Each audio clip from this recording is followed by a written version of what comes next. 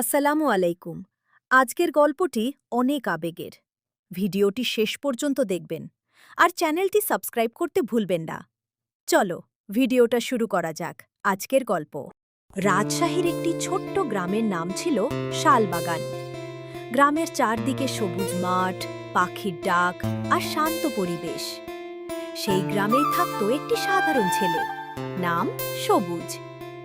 সবুজের বাবা আব্দুল করিম একজন কৃষক। নিজের ছোট্ট জমিতে চাষাবাদ করে সংসার চালাতেন। মা রেহানা বেগম গৃহিণী।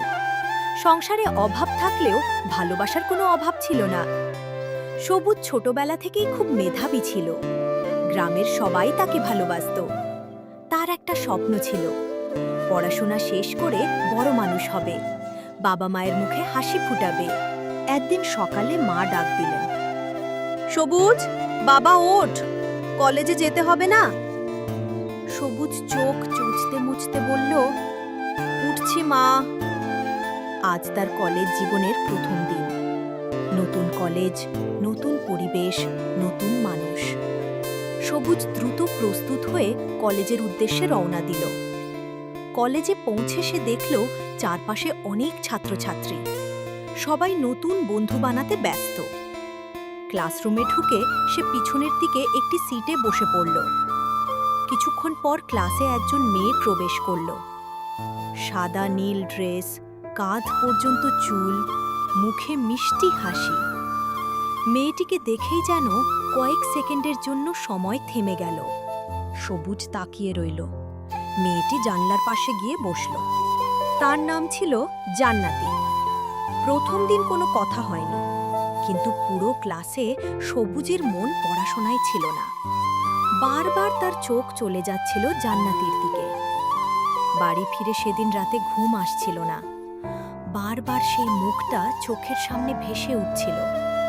সে নিজেই নিজেকে বলল, আমি কি পাগল হয়ে যাচ্ছি নাকি? পরদিন আবার কলেজ। সবুজের মনে একটাই ইচ্ছা, আজ যদি মেয়েটার সাথে কথা বলা যেত, কিন্তু সাহস হচ্ছিল না।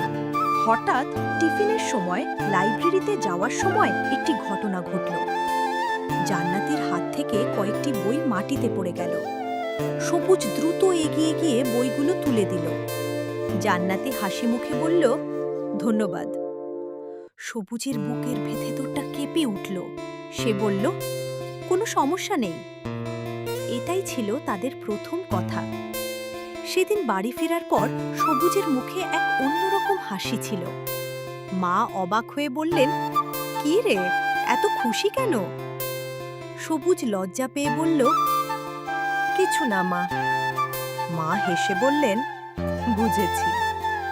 দিন যেতে লাগল। ধীরে ধীরে তাদের মধ্যে বন্ধুত্ব তৈরি হলো। প্রথমে শুধু পড়াশোনার কথা, পরে ক্লাসের গল্প, তারপর ব্যক্তিগত বিষয়। একদিন জান্নাতি বলল, তোমার স্বপ্ন কি? সবুজ একটু চুপ করে বলল, আমি বড় চাকরি করতে চাই, বাবার কষ্ট দূর করতে চাই। জান্নাতিটি মুগ্ধ হয়ে তাকিয়ে রইল। সে বলল, তুমি একদিন অবশ্যই সফল হবে। এই কথাটা সবুজের হৃদয়ে গভীরভাবে গেঁথে গেল। এরপর থেকে তারা প্রায় প্রতিদিন কথা বলতো। ফোন নম্বরও আদান প্রদান হলো। রাতে ঘন্টার পর ঘন্টা কথা চলত। কখনো পড়াশোনা, কখনো ভবিষ্যতের স্বপ্ন, কখনো ছোট ছোট হাসির গল্প। এক রাতে জান্নাতি বলল, সবুজ, তুমি যদি কোনোদিন আমাকে ভুলে যাও? সবুজ হেসে বলল, অসম্ভব। কেন? কারণ কিছু মানুষকে ভোলা যায় না। ওপাশে কিছুক্ষণ নীরবতা। তারপর জান্নাতি মৃদু কণ্ঠে বলল, আমিও হয়তো তোমাকে ভুলতে পারবো না। সেদিন প্রথমবার সবুজ অনুভব করল, তার জীবনে জান্নাতি শুধুই একজন বন্ধু নয়। শীতের এক সকালে কলেজে শিক্ষা সফরের আয়োজন হলো। সব ছাত্রছাত্রী মিলে বাসে করে ঘুরতে যাবে। সবুজ আর জান্নাতি পাশাপাশি বসেছিল। পুরো পথ জুড়ে গল্প, হাসি, ঠাট্টা, আনন্দ। সেদিন বিকেলে তারা নদীর ধারে দাঁড়িয়ে সূর্যাস্ত দেখছিল।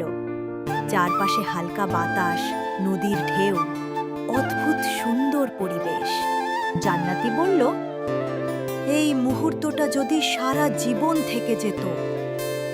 সবুজ তাকিয়ে বলল, কিছু মুহূর্ত শেষ হয়ে যায়, কিন্তু স্মৃতি হয়ে থাকে। জান্নাতি মুচকি হাসল। সেদিন বাড়ি ফেরার সময় দুজনের মনেই অদ্ভুত একটা অনুভূতি জন্ম নিল, যে অনুভূতির নাম হয়তো ভালোবাসা। কিন্তু কেউ এখনো মুখে স্বীকার করেনি, কেউ কাউকে বলেনি, কারণ দুজনেই ভয় পেত, বন্ধুত্ব হারানোর ভয়। কিন্তু ভাগ্য তাদের জন্য অন্য কিছু লিখে রেখেছিল। সেদিন রাতেই জান্নাতি সবুজকে একটি মেসেজ পাঠালো, তোমার সাথে কথা না বললে এখন দিনটাই অসম্পূর্ণ লাগে। মেসেজটি পড়ে সবুজের হৃদস্পন্দন বেড়ে গেল। সে দীর্ঘক্ষণ ফোনের দিকে তাকিয়ে রইল, তারপর উত্তর দিল, আমারও একই অবস্থা। এভাবেই শুরু হলো এমন এক গল্প, যা একদিন তাদের জীবন বদলে দেবে। গল্পটি যদি ভালো লেগে থাকে তাহলে ভিডিওতে একটি লাইক দিন, বন্ধুদের সাথে শেয়ার করুন, আর এমন আরও গল্প পেতে চ্যানেলটি সাবস্ক্রাইব করুন।